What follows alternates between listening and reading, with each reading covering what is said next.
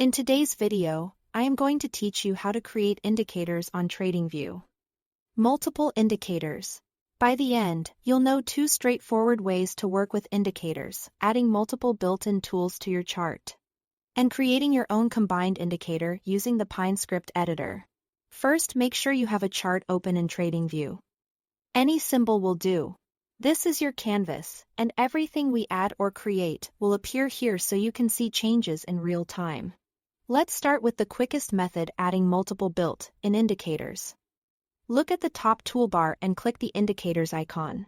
A search window opens where you can type in names like moving average or RSI. Click an indicator to add it to your chart instantly.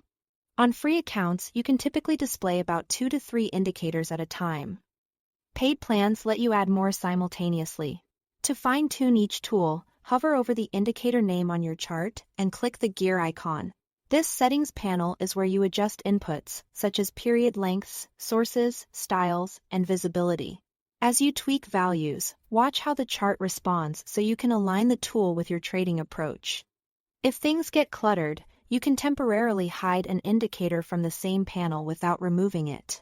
Now, if you want a cleaner workspace or a single tool that blends several signals, use the Pine script editor to create your own indicator.